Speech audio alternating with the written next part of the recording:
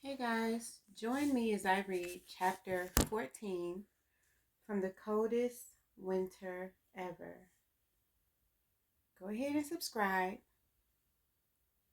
Hit that notification bell so you'll be notified the next time I upload.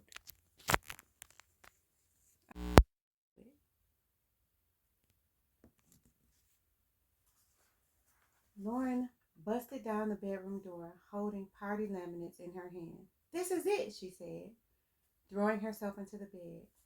GS's birthday party is tomorrow. Every badass in entertainment is gonna be in the jam. What's wrong with you, Sasha? Maybe you didn't hear me. GS's birthday jam is tomorrow at the Palladium. Alex is giving him the party. That's like chocolate ice cream with chocolate syrup and nuts all over the place. My face was twisted because all I had left was $350. I would have to buy something special, but there was no doubt that I was going. Life is a crap game. Or, as Santiago would put it, life's a poker game. So the next day I laid my $300 on the counter at Saks Fifth Avenue. I walked out with a designer shopping bag and with one Calvin Klein slip dress inside. I already had the hanging shoes, or the banging shoes, and a matching shutter bag. My nerves were on the edge. I kept telling myself, this is an investment. This is an investment. In less than 24 hours, I would emerge as the baddest bee in the universe. Some trick in that party was going to bankroll all of my fantasies one way or another. Just to keep it real, I had my eyes set on the big catch, GS. I knew if I could hook him, my problems would be over. Life would be all Range Rovers, rugs, ships, cheddar, and pleasure. He was wasting his time with Soldier. She was no trophy. That's why he picked her up at night. He left before the sun came up. You can't sport no bee like her. I am the girl you go to bed with and wake up with. The one you bring the dough home to and leave it on the counter so I can take care of the house. I'm the girl who gets the other niggas to envy you. Wanna be like you, wanna kill you. Me, it's all about me. And the real NIGGAs know that. Real Negroes love drama. Otherwise, life ain't no thrill. If there ain't no drama, what's the point? A live Negro needs a bee who is so bad that other bees know when they see her just to lay down. Now, the other chick might have got some D from that Negro at some time or another. But in the presence of the wifey, she knew all she could do is shut the F up and be mad. With only enough money in my bag to buy one last dinner, I stepped into the Benz with Soldier, Lauren, and Doc. I couldn't understand why Doc was coming to the party. Her time had already come and passed, but I wasn't sweating the small stuff, especially because Doc was the driver and she was pushing my kind of whip. The thick of things is putting it mildly. When we rolled up, there were some scores of people outside of the club. Everybody was dressed to kill. The November breeze was chilling thighs and giving gobs of goose pimples to girls with no nylons. With cars parked in all directions, traffic was jammed, luxury vehicles were everywhere, and only the music was pumping, louder and faster than my heart. Doc swung into the $30 parking garage that others were avoiding, based, I guess, on the price alone. It wasn't even a second thought to her. Those platinum and gold credit cards erased every worry about that. When we walked up, soldiers signaled security, and they parted the crowd in a second. As we walked up the slim aisles to the special entrance, all eyes were on us. "That's Sister Soldier." "Who's that?" "That's Sister Soldier," they whispered. I felt like a movie star as our tight little foursome entered the building with no problem, leaving the little wannabes hanging on the outside, only to imagine what it was like going on the inside. Inside, players were seated in booths, sipping Moet, Cristal, and Alizé. Some were talking to each other. Some were kicking it with females, one big buff bouncer type invited himself to our table. You ladies want drinks? The bar's open till 10 p.m. After that, it's going to cost you. Why is everybody outside? Let them in. Let's get this party started, Lauren said. The bar is free until 10. We'll let them in after 10, get it? He smiled at Lauren like he was interested in her. We all went and got drinks and left Soldier in the booth. By 10:30, the party was shoulder to shoulder. The music was loud. More than that, the music was crisp. It was the difference between a car radio, a house radio, a stereo system, and a club. The club system took it up 10 notches. It was like the music had hands that ripped off your clothes and made you naked and go crazy on the dance floor. With only the liquor to slow me down, my whole body was hypersensitive and completely sexual. When someone accidentally rubbed up against me, the sensation was magnified. Wet lips looked even more enticing, and the more the scene sucked me in, the more I liked it. Me and Lauren stuck together. We were looking for the celebrities. We weren't sure where they were, but we knew they were there. Soldier and Doc disappeared. Lauren said to me at 11, "So," I said, "let's go have some fun." "You don't get it," Lauren said as she tried to shout over the music that nobody's voice could compete with. I turned my head so she could speak directly into my ear. "If Soldier's gone and we can't find any celebrities, that means all of them are somewhere in a separate section, the VIP room." "Well, come on, let's go to the VIP room." The place was huge. We had to move slowly through the growing crowd to each side and corner of the club to find out where the celebrity section was. When we finally found it, Lauren whipped out her VIP laminates and flashed them at the security guards that had the secret entrance sealed off. Facing us was the same big security guard from earlier. He stopped us. "Wait a minute, Shorty. You can't do nothing with those," he said, to Lauren, flashing his smile. "VIP," she said, like he didn't see them the first time. "Check this out. You got the wrong color laminates. They was orange, but they switched them to blue." He flashed his blue laminate. "Now, to get inside, you need a blue laminate." Lauren leaned on him a little, brushed his chest with her titties, and asked,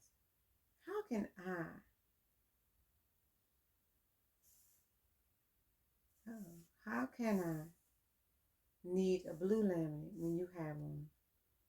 He flirted with her and laughed and all that, but still didn't let her in. She was talking so much. She must have been telling him her life story. After a while, I wasn't even listening no more. He was getting off on joking with her. Didn't believe or didn't care that she was Soldier's sister, and definitely didn't believe she would know GS personally, like she said she did. Seconds later, the celeb door opened and 4 guys came out. My eyes were searching their faces to see if they were anybody. If they was leaving, at least they can give up their laminates and let us use them. As one particular face drew closer, my mouth dropped open. Recognizing him shook me up a little bit. "Winter," he said, with mad passion. "Bullet?" I said. More like it was a question. He grabbed my 2 hands, pushed me back a step, and said, "Damn, you look like $1 million." "Ain't nothing changed, nigga," I said, noticing how sexy he still was, but giving him much attitude. With his mouth open, playing with a toothpick between his teeth, it was like he was talking, but no words was coming out. "Damn," he said again. He pulled me close to him and picked me up with his strong arms like I didn't weigh nothing. "Put me down. I ain't forgetting it." "Forget what?" "I ain't forget either. I've been looking all over for you forever. Man, I asked Natalie, your girl Simone, Natasha, Reese. I even asked your mom where you was at." "I ain't forget about that videotape. I heard how you niggas disrespect me down at Mo's place," I told him with a thick attitude. "Oh, that shit wasn't nothing. That was Slick Ellen, not me. You know that kid is sick."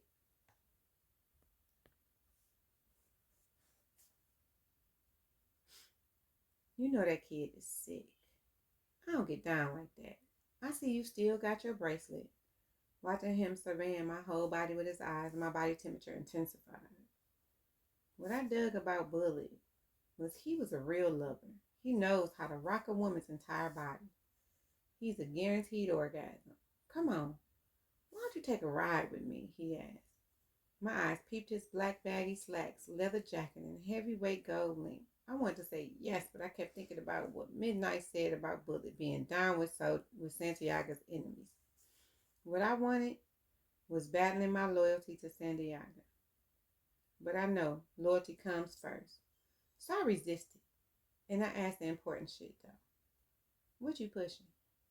Then the nigga started fidgeting, mumbling something which amounted to the fact that he was a passenger in another nigga's car. That made it easy for me to tell him no. Come on, Winter, you sleeping on this nigga, he said, patting his chest with his heavy hand. A nigga been stacking chips. I'm about to cop something lovely. I got a little business on the side, making moves. I'm about to come into something real big soon. I turned him down, not with words, but with my eyes. The bottom line was right now I had a chance to get with GS. Why should I fold my hand to pick up some unknown cards? He sensed my rejection and didn't want his boys to see me turning him down, but he was gonna go for it anyway. Went straight up, this nigga got love for you. Knowing how to be cool and not play him out, I leaned over, gave him a kiss on the cheek, and whispered in his ear, maybe some other time. Not tonight. He smiled with 100% confidence. It was this kind of certainty that made me want to undress. Let me get those digits. He pulled a pencil from behind his ear and flipped a book of matches to write it down. No phone. I don't have no phone, I told him. Come on, Winter. Don't try to play me. I don't. I haven't been wanting no calls. That's why. I just been staying to myself. Where you staying at? You asking too many questions, I told him. Why is a nigga gonna get up with you then? You give me your number, I told him. Fuck that. Come here. He signaled over to his man. One of three rolling with him that night. Give me your pager. His man looked confused. What? He said, unwilling to give it up. You heard what I said? Give me your pager. He snatched the pager from his man's hand. This man protested. I just got it today. Here, take this. He handed me the pager. You're going to see how serious a nigga is. Learn how to respect a man when he talks. I'll page you when I finish setting up. Seeing is believing. You'll see. My code is 000. He hugged me again. You going to be mine. What's the phone number for the pager, I asked. You don't need it. I'm the only one calling that number, he said strongly. It was hard passing up good D. It was easy to pass up a broke passenger nigga. Tonight, my aim was much higher. As Bullet walked away, I tapped his arm and asked for a laminate. He laughed and said, nah. Why would I feed you to the sharks? Lord had it all worked out, or so she said. By this time, she knew Frankie, the security guard, personally. Frankie couldn't let her in, but he let her know that GS was having a private party out in his house in Alpine, New Jersey at 2 a.m. All we had to do was meet Frankie around the back of the club. The 4 black trucks in the back will be bringing the party to Jersey, and all the finest honeys get a free ride with security. 4 trucks, 60 chicks, and a caravan of niggas following behind, in Benzes, Lexuses, Rovers, Rangers, Acuras, you name it. 20 girls left standing on the curb because security said they was either too fat or too ugly. What do you know about 5 chicks getting in the seats and 4 chicks sitting on their laps in each row of the Suburban? Now I was sitting on some girl because I definitely wasn't going to let her sit on me. I wasn't going to say a word because I already decided it was better just to watch. Besides, I wanted to check out the competition. First thing I realized was me and Lauren were younger than most of these girls. A whole bunch of them was in college. I heard them talking about a football game, Grambling U versus somebody. Some of them was talking like they came from far away.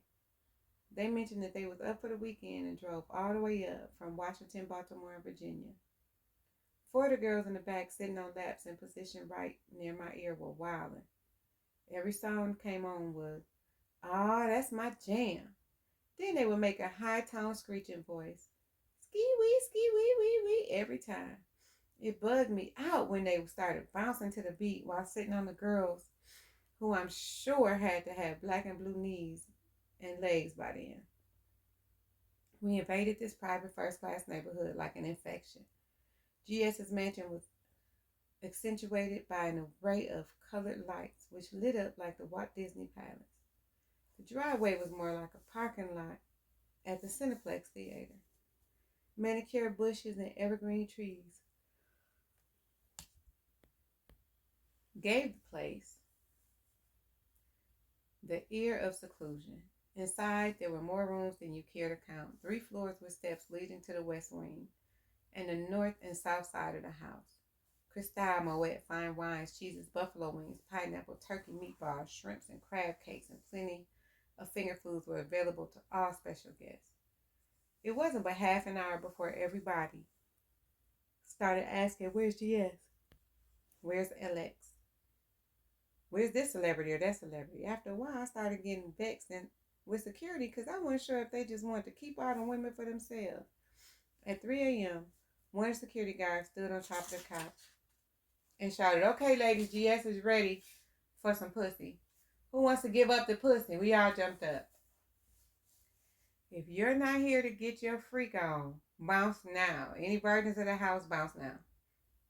Now, y'all know it's too many of y'all. GS told me to bring up the baddest female in the house. All the girls were screaming, raising hands, trying to get security's attention.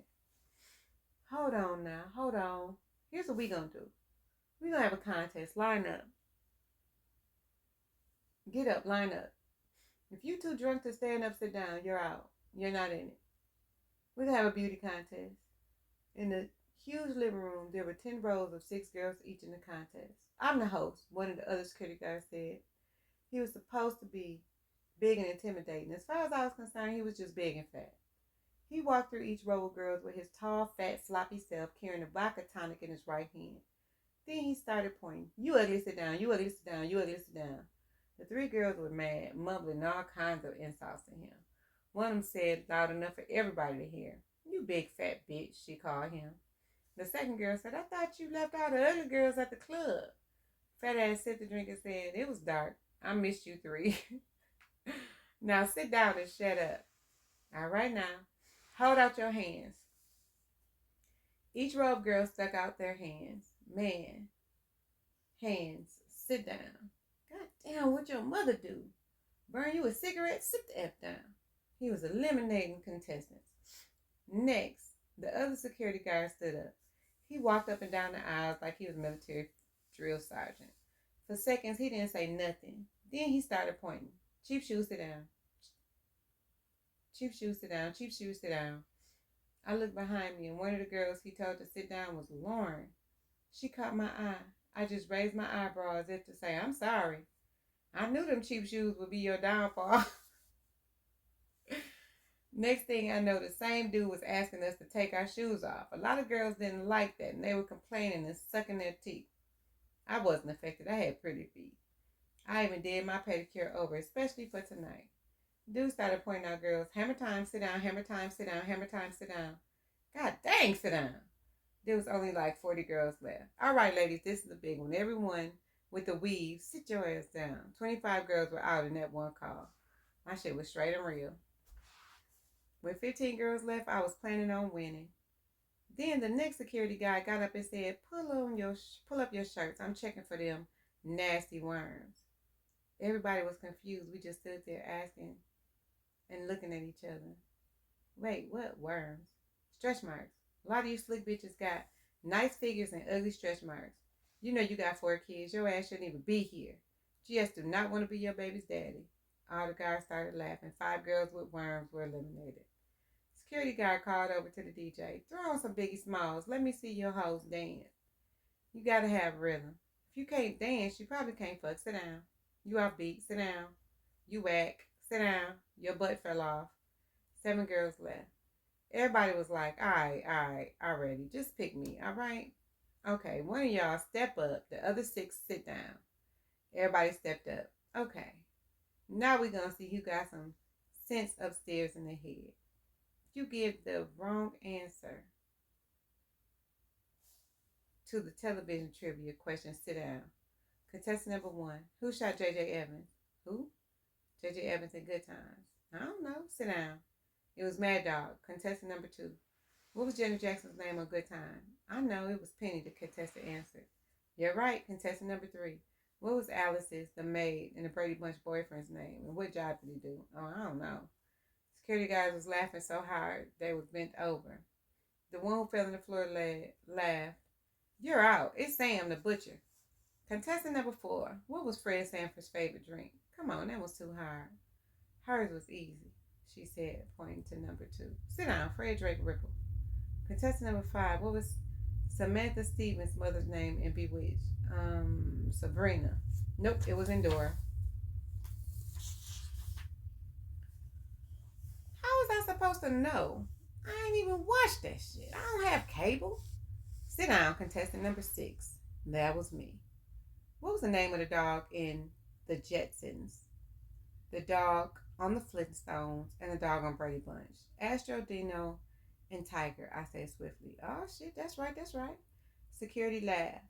The buff one was like, yo, that bitch is smart. Contestant number seven was disqualified because she didn't know who beat Rerun in the dance contest on what's happening. But I saw the episode at least 10 times. It was Danny Disco Dynamite. Now we're down to two contestants. Who's it gonna be? Let me see. Then one of them security guys jumped up and said, what's your bra size? The girl said 36D. I said 34D. Pretty close. But one has on clean panties with no hose and no loose strings. Open your legs. He got down on all fours and looked under her skirt. Then he crawled over to look under my dress. When he saw my nicely trimmed, bare, hairy pussy, he said, that's it, you're the winner. All I could think was, thank God I ain't wearing no panties. Seemed like we would never make it up to the top of the wide, steep, and curvaceous staircase. Every step closer I got to the bedroom on the west wing of the mansion, the more excited I became. I wish I would have had a Polaroid snapshot of the look on GS's face when I walked into the room. As we got closer to the door, the fat security guard who escorted me said, me and you could just dip into any one of these rooms right now. If it's me, you really won't. Just give me the word. I wouldn't even respond to him. A few steps before the entrance to GS's bedroom, the fat guy turned around and walked away. I could hear the music in the room pumping real loud. Standing outside the door, I checked my clothes and touched my hair with my fingers. I turned a knob to let myself in. Surprisingly, the room was dark. The only light was coming from the television where the image from the PlayStation Street Fighter game was struck on pause. I ran my hands along the wall trying to guide myself to the light switch. Accidentally, I tripped over what I guess was a Timberland boot, tossed on the floor. Now, I was glad the lights were off. I didn't want GS to see me in an uncool position. When I stood up, I walked a couple of steps before filling the night table with my fingers. As my hands were extended in front of me to keep from crashing into anything else, I almost topped it over a Cristal bottle. I knew this was it. From the shape of it, I held it in my hands. It was empty. Oh shit, I knew GS was wasted. Probably crashed out on the bed. It was either that or he's a sexy motherfucker who likes to play games in the dark. I can give it that. With a few more steps, I found my feet tangled in his pants that were tossed on the floor. Now I was getting real excited. Finally, I found the sound system, but I couldn't read the buttons, so I just started turning and pushing them one by one.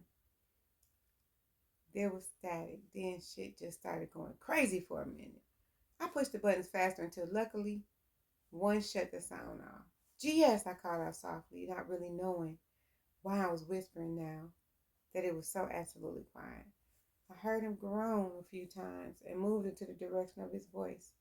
Soon I bumped into the bed and started undressing. Who's that? He asked, sounding disoriented. It's me, Sasha. Came to give you what we both been waiting for. He laughed, slow and sexy, butt naked. I slid my silky legs in, then the rest of my body, taking real control. Threw my legs over him and mounted him like I was a jockey and he was a thoroughbred. I was determined I was going to revive the $1 million stat. Oh, the $1 million star. I was like, that don't make sense. Okay. I was determined I was going to revive the $1,000,000 star. I was going to make love to him so he would remember my name and come back sniffing around my door tomorrow, laying on my titties with my ears against his now erect big thick thank God dick. I began to suck his neck, lick his shoulder blades, and suck his chin. Only seconds passed before his lips came alive and gave way to my sweet passion. We was tonguing. His strong arms grabbed my hips and lifted me up slightly, positioning me to penetrate. I pulled myself to the side, resisting him so I could suck it first to keep it hard longer. As it went into my mouth and halfway down my throat, I moved my lips slowly back and forth. GS let out a groan that let me know I had him in the palm of my hands. Tonight, it would be all about him. Once I turned him out, it would be all about me. When I felt the pressure mount in him, I withdrew my tongue and lips. He grabbed my head, wanting me to keep going. Instead, I mounted him, then pushed him inside of me. I put everything I had in him, double-jointed hips and my flexible body moves. He would never call me a lazy lover. As my P muscles held him in a lobster grip, I vibrated all over him. I heard him scream in ecstasy like he was my feed. The sound of his surrender caused me to lose my head, and my orgasm caused my whole body to shake uncontrollably. He responded by busting a nut, a big effing walnut inside of me. We both collapsed into sleep. I don't know about him, but I went out with a smile. In the morning, I tidied up before our house guests. Oh, I tidied up after our house guests. Child should have moved in. I was dressed in GS's shirt. Downstairs, I tried to bring together some breakfast for us. I had music playing at a low volume. The sun was filling up the entire house the way it does in classy neighborhoods where architects design houses with the position of the sun, moon, and water in mind. As I walked up the long, wide staircase, I felt a pain in my side. Excuse me, sweetie. Hey, you got to get up and get out of here. I don't know what you're doing in here, but don't respond. I'm afraid of the answer. Everything was a blur. I attempted to focus. My head was pulsating the way it does after a night of wild mixture of drinks. The harmless-looking 30-something woman was poking me in the side with a long black antenna, on which I assumed was a walkie-talkie. When I sat up, my eyes confirmed the images were jetting through my mind. I was in GS's mansion. It was not a dream. The untidy room of last night was now spotless except for my naked body. Like a zoom lens, my eyes scanned the floor for my clothes, which I recalled dropping on the floor on the side of the bed. I spotted them laid neatly across the chair. I grabbed my neck with my hands. My diamond necklace and my bracelet were still on, so I could rule out robbery from this bizarre situation. As I collected myself and began dressing, the woman watched me as if I was acting in a scene she was directing. Clutching my bag, I asked her, "Where's GS? He's not due on set until 2 this afternoon. It's 9 a.m. right now. But you have to go." Think about it, lady. If I'm here in his room, I must be a welcome guest in GS's home. Oh, really? She said doubtfully. I'm sure he wouldn't mind if his girl waited downstairs for him. This house is big enough for everybody. Listen, sweetie, I'm sure you're GS's girl. However, this is not GS's house.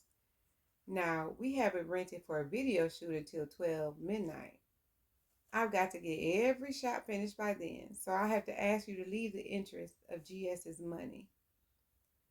Overtime is an ass kicker in this neighborhood. She tossed my clothes at me. I flung the door open, turned left and right to figure out which direction to head in. As I moved down the marble staircase, I suddenly noted how beautiful yet empty the house seemed. I was mad at the sarcastic woman upstairs, but I wasn't worried. I was certain that what I put on GS last night would stick. I wouldn't have to go looking for him. He would find me. When I exited from the multi-$1,000 crafted doors, it reminded me of my old house on Long Island. Just acres of perfect landscape and trim trees. Finding a bus stop would be like looking for a lost contact lens. Once I walked past the evergreens, I saw the black trucks that we all rode over in. The huge security guards who were the phantom comedians of last night were now looking very sober and serious about guarding this house. Soon as one of them spotted me, he called out, "Where you headed, lovely?" Slowly walking towards him, I weighed my options, trying to get back to the city. "You can ride with me if you can wait until 11. That's when I get off." "Were you here last night?" I asked him. "I don't remember your face." "Why would you?" he said casually. We putted in his Datsun. The deteriorating jalopy was so slow it added 40 minutes onto what should have been a quick trip. Maybe it was because his speedometer wouldn't break 45 miles per hour. As I crawled out of his car, I asked, "So, were the black trucks rented just like the house?"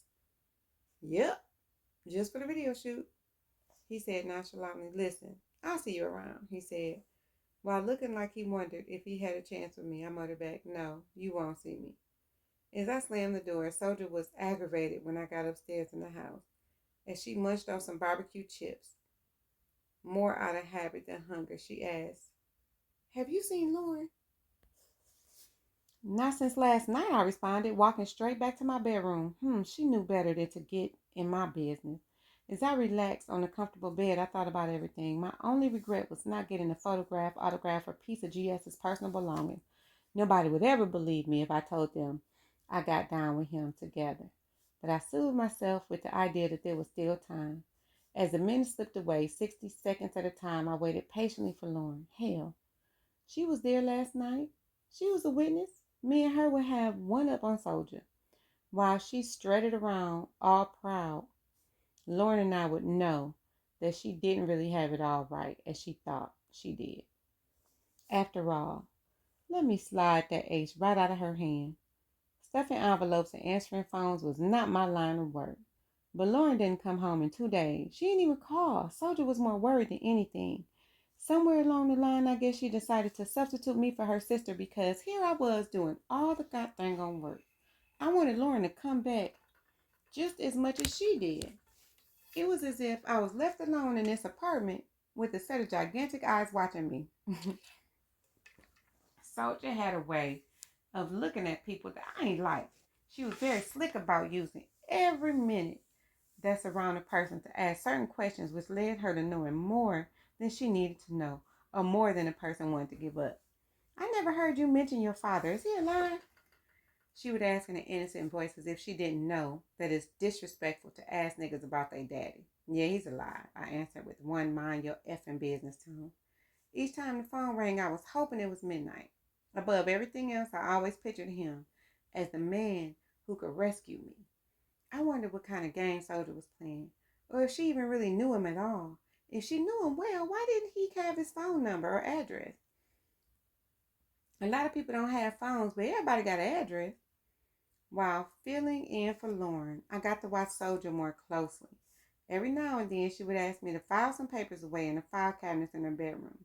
She had everything neatly arranged in alphabetical order. I checked under my name just to be sure she wasn't piling up no file on me.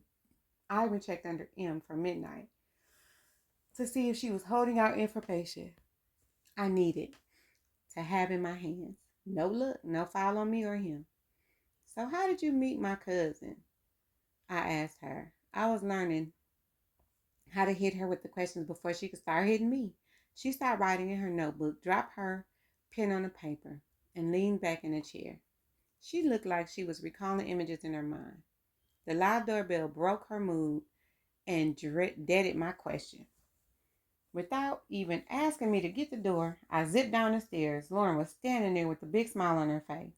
"When did you use your key?" I asked. "I want you to come down so you can tell me what's going on up there before I step into the fire and get burnt. Your sister's mad, but she's more worried. You just limp in, act like you hurt her, like somebody mugged you or something. Things will turn out better." We laughed. "But get your ass upstairs. I'm tired of doing your work." "Ooh, girl, what happened with GS? I want to know everything." Lauren was excited. "Shh, I'll tell you when we get to our room. Stay cool. Your sister's right in the living room," I warned her. 1 second after giggling with me, Lauren was standing in the middle of the living room with tears spilling down her face, looking sorrowful. I only heard the beginning of her story. The voice that came out her mouth wasn't her usual voice. She was talking like she was 7 years old instead of 17. "I was mad at you, Soldier. What happened? You disappeared at the club. I tried to use the passes you gave me. They wouldn't let me in the VIP room. I didn't get to cash the check you gave me, so I was in the So I was broke. I had no money for a ride, so I called Fever. Blah, blah, blah, blah, blah.